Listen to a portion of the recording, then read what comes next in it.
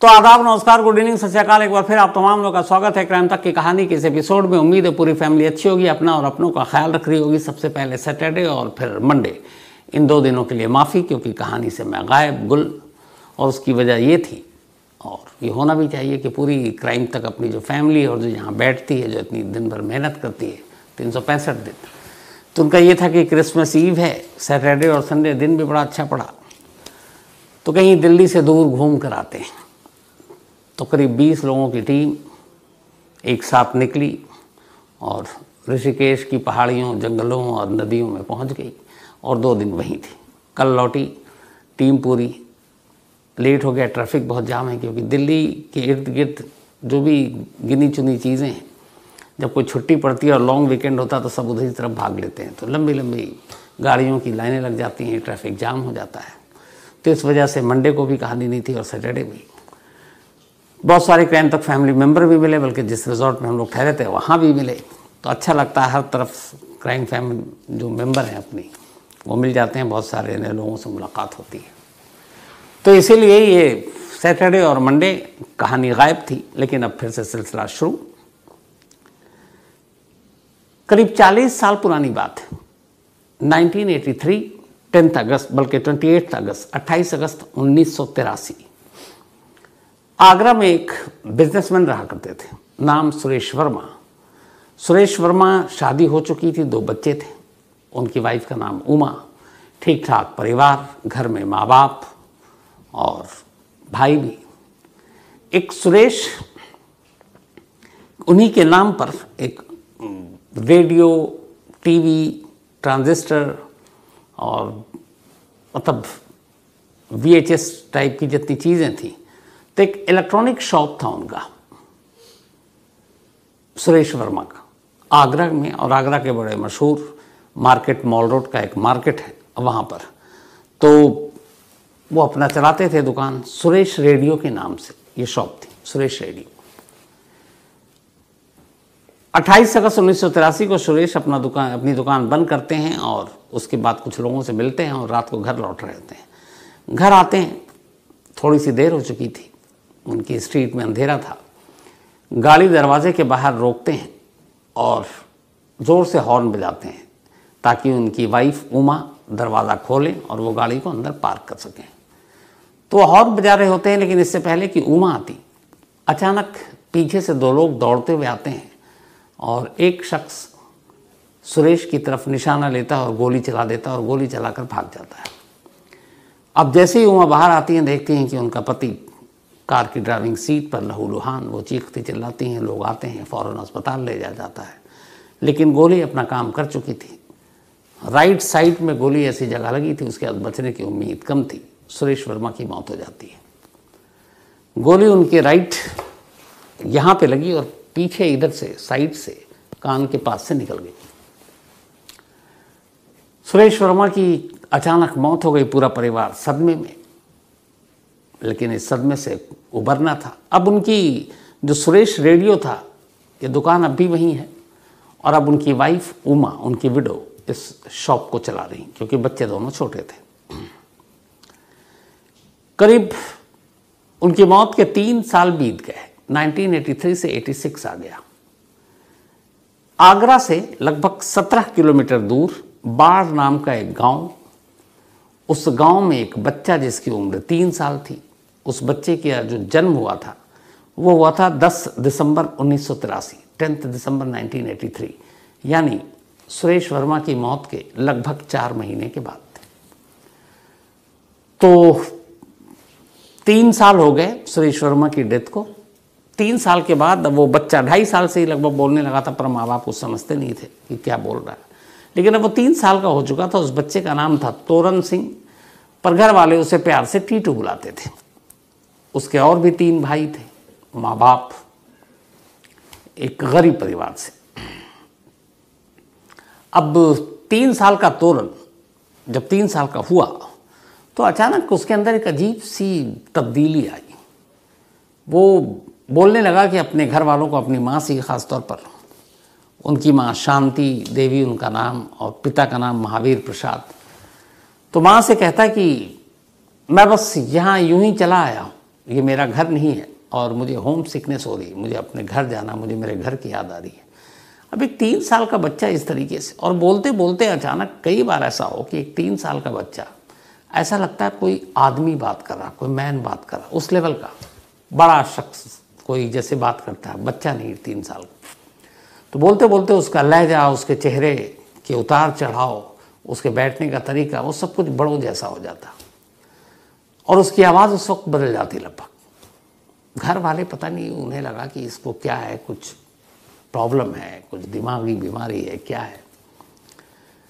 लेकिन वो बार बार अपने घर वालों से ही कहता कि ये मेरा घर नहीं है और मुझे अपने घर की याद आ रही है और मेरा घर आगरा में है। पहले उन्हें लगा बच्चा है, कुछ चीज़ें दिमाग में चल रही होगी, उन्होंने इग्नोर करना शुरू किया। लेकिन वो धीरे धीरे बड़ा होता गया, वो यही बात करता रहा। अब घर वालों ने कहा कि ये माजरा क्या है, ये क्यों बार बार बात बोल रहा है। अब जैसे जैसे वो बढ़ रहा, अब 3 से 3.5 4 साल, तो वो धीरे धीरे और बताना शुरू करता है। कहता है कि मेरा नाम तोलन सिंह या टीटू नहीं है, मैं सुरेश वर्मा हूँ और सुरेश रेडियो का जो मेरा शॉप है उसका मालिक हूँ। अब घर वालों ने कहा ये क्या है। फिर उसने कहा कि मैं बच्चा नहीं हूँ, मैं सुरेश वर्मा हूँ और मेरी एक बीवी है जिसका नाम उमा है और मेरे 2 बेटे हैं। अब एक 3, 3.5, 4 साल का बच्चा ये सब बोल रहा, घर वाले कह रहे हैं इसे क्या हो गया। और आमतौर पर छोटी जगहों पे, गांव देहात में पहले तो यही आता कि इसके ऊपर कोई झाड़ फूंक वाला मामला हो गया। लेकिन वो बोलता गया और अब अपने पिता माँ को यही सुनाता। यहाँ तक कि उसकी माँ कई बार अगर फटी हुई साड़ी पहनता तो वो चीखता चिल्लाता, बोलता कि आपने फटी हुई साड़ी क्यों पहन रखी, आप नई साड़ी लेकर आओ। माँ को भी कुछ समझ में नहीं आता कि ऐसा क्यों कह रहा। लेकिन अब वो धीरे धीरे बोलने और बताने लगा। और ये बात जो पिछले 2-3 ढाई साल से उसने शुरू किया था बोलना, अब धीरे धीरे वो 5 साल का बच्चा हो गया। मतलब ये बात है 1988-89 की। 5 साल का टीटू हो चुका था और अब 5 साल में वो लगातार यही कि ये मेरा घर नहीं है। लेकिन अब तक सिर्फ इतना बोलता था। जब वो 5 साल का हुआ, अब उसने घर वालों को धमकाना शुरू किया। उसने कहा देखो आप लोग मेरे माँ बाप नहीं हो, मेरे बाप कोई और है, मेरी माँ और वो कहीं और रहते हैं, आगरा में हैं। आगरा में मेरी एक दुकान है, मेरी बीवी हैं, 2 बेटे हैं, मेरे माता पिता हैं असली वाले, आप लोग नहीं हो और मुझे घर जाना है। अब 5वें साल में उसके अंदर एक नई तब्दीली आई जब उसने जोर देने लगा कि मुझे मेरे घर जाना और अगर आप लोगों ने नहीं भेजा तो मैं अपना सामान पैक करके और भाग लूँगा इस घर से। एक रोज़ सच में उसने अपना बैग पैक कर लिया, जो भी उसके कपड़े थे, बिल्कुल जैसे बड़े लोग करते हैं, क्योंकि एक बच्चे को ये सब तमीज़ तो होती नहीं है कि कैसे भागना है, क्या करना है, क्या रखने हैं कपड़े। उसने सारे कपड़े बड़े तमीज़ से एक जगह समेटा रखा और बोला वहाँ से कि देखो ये मेरा घर नहीं है, मैं यहाँ पता नहीं क्यों आया हूँ, कैसे आया हूँ, और आप लोग मेरे माँ बाप नहीं है, मेरे भाई नहीं है, मेरा असली परिवार आगरा में है, मैं जा रहा हूँ। अब जब बैग उसका सारा पैक वैक कर लिया उसने, अब तो घर वालों को पहली बार लगा कि ये मामला सीरियस है, क्योंकि पिछले 2-3 साल से एक ही राग अपना रहा है कि मैं टीटू नहीं सुरेश हूँ, मेरे माँ बाप कहीं और है, मेरी शॉप कहीं और है। तब उसके एक भाई को ख्याल आया कि अगर ये इतनी बातें कर रहा है 3 साल से, तो चलो इसकी सच्चाई को परखते हैं। तो एक भाई जिसका नाम टीटू का अशोक, उसने उससे पूछा था कि अच्छा ये बताओ तुम टीटू नहीं सुरेश वर्मा, तुम्हारी दुकान कहाँ है? तो बार बार कहता था आगरा में माल रोड पे शॉप है मेरा, सुरेश रेडियो के नाम से। और उसने कहा कि अच्छा तुम वहाँ कहाँ घर है? तो उसने घर का भी पता बता दिया। उसने कहा ठीक है। अब इसका बैग वैग पैक, तो उसने उसको फिर दिलासा दिया गया कि ठीक है हम तुम्हें तुम्हारे घर लेकर चलेंगे, तुम भागने की मत सोचना। अब ये कहकर चुपचाप से बिना किसी को बताए अशोक सिर्फ अपने माँ बाप को बताकर घर से निकला कि चलते हैं और इस टीटू की सच्चाई को समझते हैं। वो पहुँच गया आगरा। आगरा मॉल रोड पर ढूंढते ढूंढते कि यहाँ कोई रेडियो टीवी है सब की कोई शॉप है जिसका नाम सुरेश रेडियो है। वो ढूंढता रहा क्योंकि ये तो बताया था उसने, लेकिन कहाँ पे ये नहीं बताया था। लेकिन उसी रोड पर उसी मार्केट में अचानक एक जगह एक बोर्ड देखकर अशोक की भवें तन गई। उसने देखा एक बोर्ड है, उस पर लिखा हुआ सुरेश रेडियो। अब वो सोच रहा है कि ये माजरा क्या है। बड़ी हिम्मत करके वो दुकान के अंदर घुसा। दुकान के अंदर गया, उसने बोला भाई ये सुरेश जी से मिलना है। दुकान पे एक लेडी बैठी थी और कुछ एम्प्लॉई थे। तो जैसे ही बोला तो उन सब ने एक तरफ देखा, तो उन्होंने कहा कि सुरेश जी की 5 साल पहले मौत हो गई है। अब जब ये लाइन सुनी तो अशोक के पैरों तले ज़मीन खिसक गई, क्योंकि उधर गांव में बैठा हुआ टीटू यही बात कर रहा है कि 5 साल पहले मेरी मौत हो गई थी, मुझे गोली मार दी गई थी। 2 लोग आए थे, मैं घर पे था, हॉर्न बजा रहा था, सर पे गोली मारी, उसके बाद चले गए, मुझे उनका चेहरा याद है। अब जब बोला, अशोक को लगा ये क्या है, वो बच्चा जो कह रहा है पिछले 3 सालों से 2.5 सालों से, वो तो बिल्कुल यहाँ पे सुरेश रेडियो भी है और सुरेश वर्मा की मौत भी हो गई। फिर पूरा नाम पूछा तो पता चला सुरेश वर्मा है। दुकान में एक तस्वीर लगी थी जिस पे हार टंगा हुआ था, माला। उसने पूछा ये, उन्होंने कहा कि यही सुरेश वर्मा है। अब अशोक ने पूछा कि इनकी मौत कैसे हुई, तो उन्होंने बताया कि उन्हें गोली मार दी गई थी और घर के दरवाजे पर ही। अब जब ये बात पता चली तो फिर अशोक को लगा कि नहीं, उसका भाई झूठ नहीं बोल रहा है। फिर उन्होंने पूछा कि अच्छा सुरेश नहीं, उनकी वाइफ? तो उस लेडी ने कहा कि जी मैं ही हूँ। तो उसने पूछा आपका नाम क्या है? उसने कहा उमा। अब जैसे ही ये सुना उसको लगा कि ये क्या हो रहा मेरे साथ। सुरेश रेडियो भी वही है, सुरेश की मौत गोली लगने से हुई, 5 साल पहले हुई, और उसने कहा था मेरी वाइफ है, उसका नाम उमा है। अब उसने अगला सवाल पूछा कि आपके बच्चे कितने हैं? उसने कहा 2 बेटे हैं और दोनों के ये नाम। अब इतना सब पूछने के बाद वो खुद समझ में नहीं आ रहा अशोक को क्या करे। तब तक उधर से सवाल आया कि एक बात बताइए भाई साहब, ये आप इतनी इंक्वायरी क्यों कर रहे हो? आप कौन हो, क्या हो, हमारा घर, पता, पति, मौत, इन सब से आपका क्या लेना देना है? तब अशोक ने बताया कि अब आपके चौंकने की बारी। बोला मैं एक 17 किलोमीटर दूर एक गांव है जिसका नाम है बाढ़, वहाँ से आया हूँ। मेरा नाम अशोक है और मेरा एक छोटा भाई है, उसकी उम्र 5 साल है, नाम तोरा सिंह उर्फ टीटू है। 28 दिसंबर बल्कि 10 दिसंबर 1983 को उसका जन्म हुआ था। अभी 5 साल का हो चुका है और वो पिछले 2.5-3 साल से यही कह रहा है कि मैं इस घर का नहीं हूँ, मेरा घर आगरा में है और मेरा नाम टीटू नहीं, मेरा नाम सुरेश वर्मा है। मेरी एक पत्नी है जिसका नाम उमा है, मेरे 2 बच्चे हैं, मेरा सुरेश रेडियो नाम का दुकान है, मेरे माँ बाप हैं और मेरी गोली मारकर कत्ल किया गया था। अब जब ये हुआ तो पहले तो उन लोगों ने कहा ये क्या बचपना है। ये भी हो सकता है कि बहुत सारे लोगों को गोली लगी थी, उस वक्त न्यूज़पेपर में भी खबरें आई होंगी, तो कई लोगों को जानकारी होगी, तो ऐसी इन्फॉर्मेशन पास भी की जा सकती है। बट उसने कहा कि नहीं, वो 2.5 साल से, उसने अशोक ने बताया। फिर उन्हें लगा कि इस बंदे का कोई मसलहत या मकसद, लालच तो दिख नहीं रहा है, लेकिन बातें सही बता रहा। अब इत्तेफाक से सुरेश वर्मा के माँ बाप आ गए, बुजुर्ग। उन्हें बताया उमा ने कि ये ऐसे ऐसे बता रहे हैं कि एक वो है, वो सब कह रहा कि मैं सुरेश वर्मा हूँ। अब माँ बाप, बच्चा उनके लिए जो एक जवान मौत हुई उसकी, उनके सुनते ही उन्होंने कहा ये क्या, ये करिश्मा हो सकता है, ऊपर वाले का चमत्कार हो सकता है, ऊपर वाला इतना पत्थर दिल नहीं हो सकता कि हमारे बेटे को यूँ ले जाए, हो सकता ऊपर वाले ने लौटाया हो और उसका पुनर्जन्म हुआ है। अब जब ये सारी चीज़ें हुई तो अब अशोक ने तो आगे कहानी सुना दी, लेकिन इधर सुरेश वर्मा के परिवार को अब वो सबूत देखना था कि वाकई ऐसा है या फिर कोई और कहानी है, सच है या झूठ है। तो अशोक ने कहा एक काम करते हैं, आप लोग मेरे साथ कल मेरे गांव चले और हम बताएंगे नहीं कि कौन आ रहा है। मैं उन्हें घर वालों को, ख़ासतौर पर टीटू को, ये पता नहीं कि मैं कहाँ गया हूँ। तो हम घर चलते हैं और घर जाने के बाद देखते हैं कि आप में से कितने को पहचानता है, और अगर नहीं पहचानता है तो आप कुछ सवाल जवाब कीजिए, उसके बाद देखते हैं क्या होता है। माँ बाप वैसे ही सुनकर बेचैन थे कि क्या पता मेरा सुरेश किसी और रूप में पैदा हो चुका हो।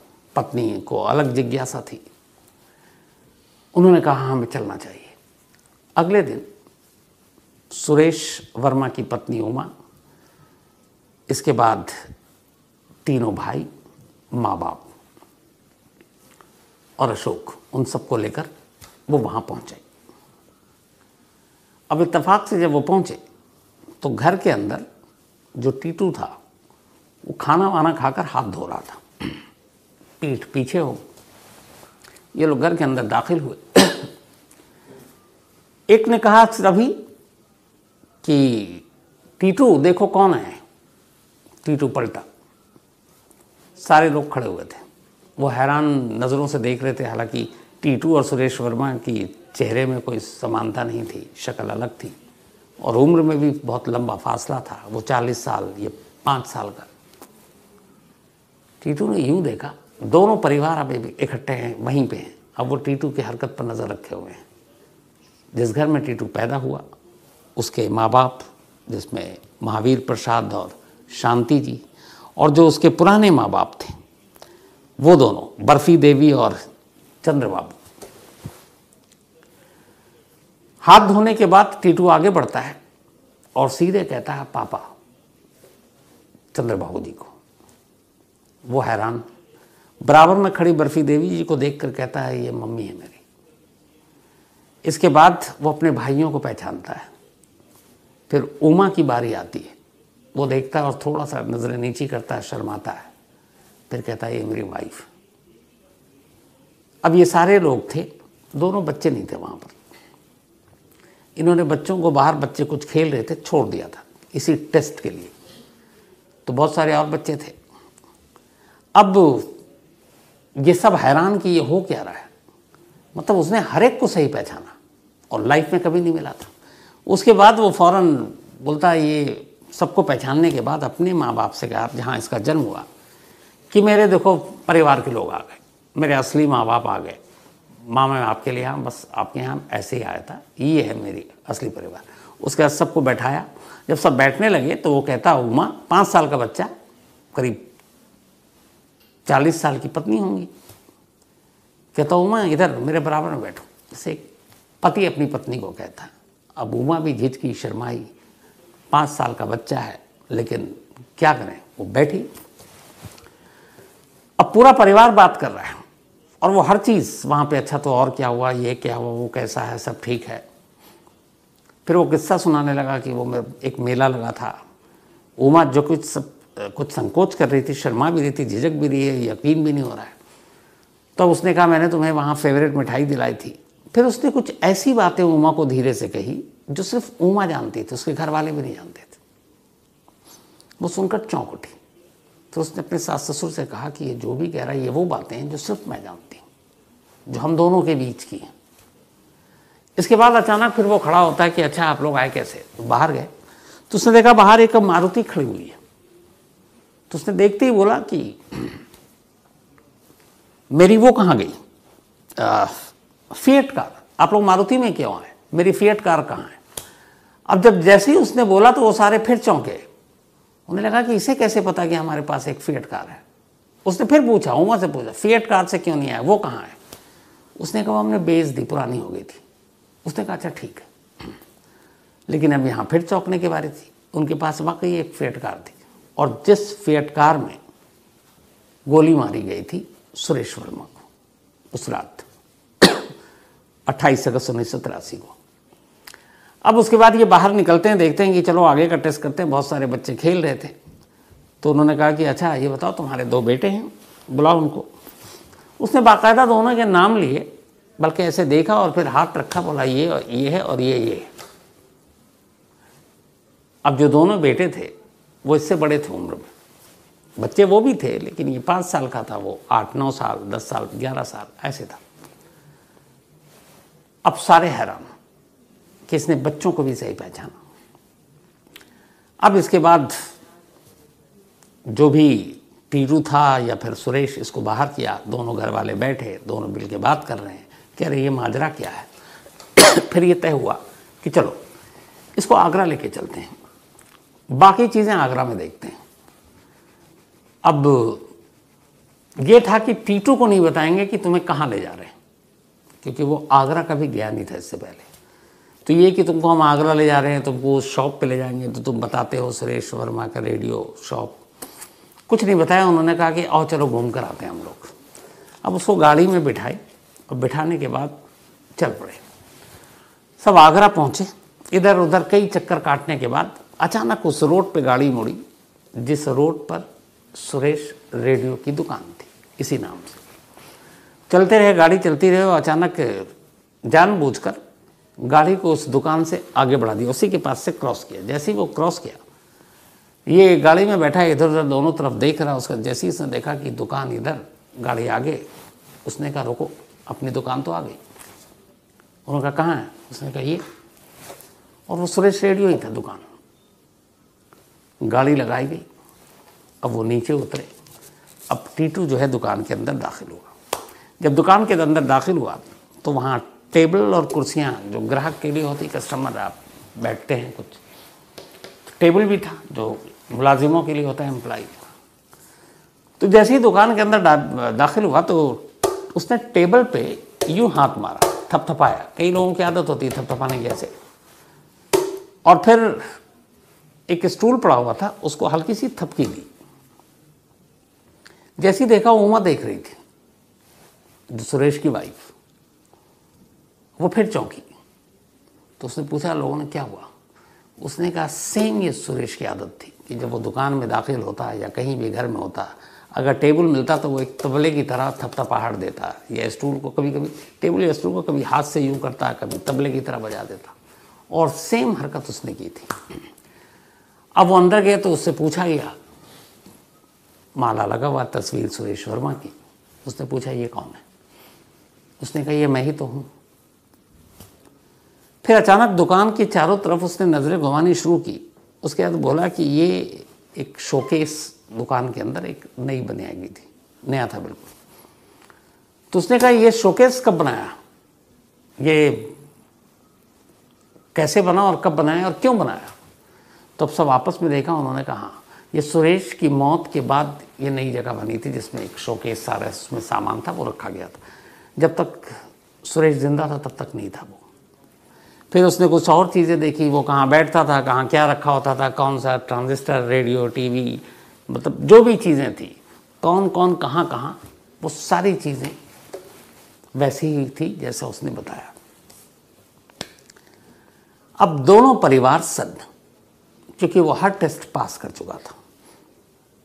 अब बात ये हो रही थी कि क्या किसी 2.5 साल के बच्चे को इतना ट्रेन किया जा सकता है कि क्या क्या कब कैसे बोलना है, सारी रेकी करने के बाद बड़ा मुश्किल था। अब ये हुआ कि क्या करें, तब तक ये बात फैली तो कुछ एक्सपर्ट्स पहुंचे वहाँ पे, जिसमें दिल्ली यूनिवर्सिटी के भी थे, एक वर्जीनिया यूनिवर्सिटी के भी कुछ एक्सपर्ट्स पहुंचे। वहाँ गए तो उन्होंने सबसे पहले पूरा केस को स्टडी किया। जब सुरेश वर्मा की मौत हुई थी अगस्त 28, 1983 को, तो ऑटोप्सी भी हुई थी, पोस्टमार्टम हुआ था, क्योंकि ये कत्ल का मामला था। तो वो सारी रिपोर्ट थी, उस रिपोर्ट को निकाली गई। तो उस ऑटोप्सी रिपोर्ट में लिखा हुआ था कि उसके राइट स्कल में जहाँ पे गोली लगी थी, एग्जैक्ट पोस्टमार्टम में रिपोर्ट में लिखा होता, वो लगी और गोली फिर इधर कान के नीचे के पास आकर अटकी या निकल गई। तो यहाँ पे एक, तो 2 मार्क, एक उसके यहाँ पे जहाँ से गोली लगी और एक दूसरी वहाँ पे जहाँ से अटकी या निकली। इत्तेफाक से जब उसके बाल कटाए गए, दोनों जगह वैसे ही मार्क मिला, वो बर्थ मार्क था। अब बर्थ मार्क ऐसी जगह पर दो जो सुरेश को गोली मारने की वजह से, जब पोस्टमार्टम रिपोर्ट में जो लिखा था, सेम स्पॉट सर पे, और वही टीटू के सर पे वो एक बर्थ मार्क की तरह उभर कर आया। यानी गोली लगी थी सुरेश को, लेकिन निशान मिले थे टीटू के सर पे। अब उन्होंने सारी तरफ से वो कर लिया और ये हुआ कि कुछ तो है। अब इधर चर्चा तेज हुई कि भाई सुरेश का पुनर्जन्म हुआ है। अब दोनों परिवार में अजीब खुशियां भी और कश्मकश भी। टीटू के घर वालों को ये कि डर कि इसका परिवार जो है आगरा में है, जिस तरीके से कह रहा है, इसके पास ठीक ठाक मतलब अच्छे परिवार से आता है। अब माँ उदास कि कहीं हमें ये छोड़कर चला ना जाए, पिता भी वो सदमे में। इधर दूसरी तरफ सुरेश के माँ बाप और भाई और पत्नी सब खुश हैं कि ऊपर वाले ने इतना जुल्म नहीं किया और उनके बच्चे को, उसके पति को लौटा दिया। लेकिन अब यहाँ इशू ये है कि 40-45 साल की उम्र और 5 साल का बच्चा जो उसके शौहर या पति होने का जिसने दावा किया, तो पति लौट तो आया लेकिन पति की शक्ल में नहीं, बच्चे की शक्ल में, लेकिन रिश्ता वो बता रही है मेरी पत्नी है। तो ये उलझन चलती रही, लेकिन दोनों तरफ खुशी और मतलब एक अजीब सा खौफ वो भी चलता रहा। फिर ये हुआ कि नहीं, चलो परिवार मिलता रहेगा जो जैसा है, क्योंकि अब बच्चे खुद जो टीटू है वो उम्र 5 साल का, उसके जो बेटे बता रहा है वो सब 8-10 साल के, तो पॉसिबल भी नहीं था। तो फिर यहाँ दोनों परिवार ने बड़े समझदारी से काम लिया। इसके बाद मुलाकात होती रही, लेकिन टीटू अपने गांव में ही रहा, वहीं पला बढ़ा, पढ़ाई की, पढ़ने में होशियार। इसके बाद वो BHU बनारस हिंदू यूनिवर्सिटी पहुंच गए, वहाँ असिस्टेंट प्रोफेसर बन। आज भी, अभी मैं 2023 की बात बता रहा हूँ, सुरेश वर्मा या फिर ये कहें कि तोरण सिंह उर्फ टीटू BHU में पढ़ाते हैं बच्चों को, और आज भी उनका कहना है कि उन्हें हर चीज़ याद है, उस जन्म की, उस कत्ल की, पैदा होने की, पुराने परिवार की, नए परिवार के बारे में तो वो जानते ही। और उनका कहना है कि आज भी जब भी मिलता है वक्त वो आगरा ज़रूर जाते हैं।